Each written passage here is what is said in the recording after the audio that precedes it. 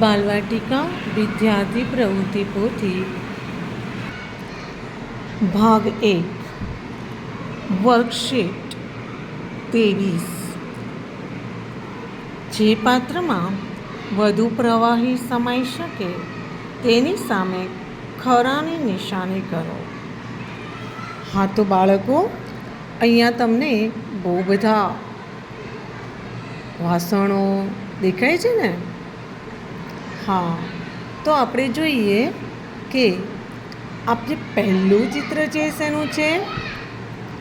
હા, ડોલ છે. આ તપેલી અને આ છે ટાંકી.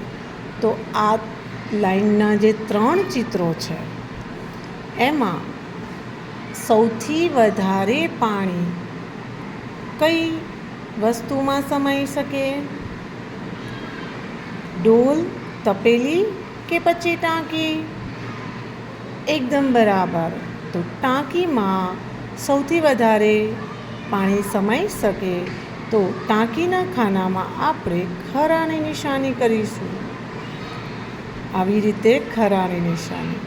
ટાંકીની બાજુમાં જે ગોળ છે એમાં ખરાની નિશાની. ઓકે? ત્યારબાદ બીજી લાઈન જોઈએ. આ શું છે? હા, તબકડું. આ શું છે? ગ્લાસ. અને આ બોટલ. તો આ જે 3 વસ્તુ છે એમાંથી કઈ વસ્તુમાં વધારે પાણી સમાઈ શકે? એકદમ બરાબર.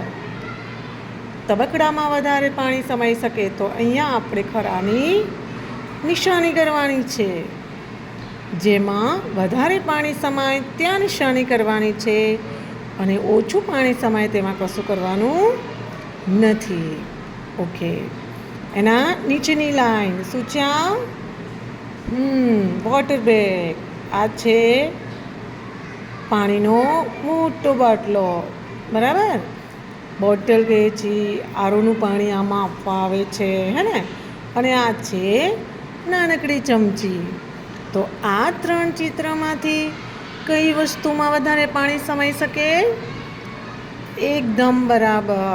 આ જે પાણીનો મોટો બોટલ છે એમાં વધારે પાણી સમાઈ શકે. તો આ ખાનામાં શું કરવાનું છે? ખરાની નિશાની. એની નીચે સૌથી છેલ્લી લાઈન જુઓ દોસ્તો. શું છે આ? બરાબર, ચમચો છે. આ શું છે? લોટો. અને આ છે જગ. તો હવે બોલો તો આ 3માંથી કઈ વસ્તુમાં વધારે પાણી સમાઈ શકે? એકદમ બરાબર, જગ. તો જગની બાજુના ગોળમાં આપણે ખરાની નિશાની કરીશું. આવડી ગયું ને બધાને? તો ચાલો આપણે આ કામ કરી લઈએ.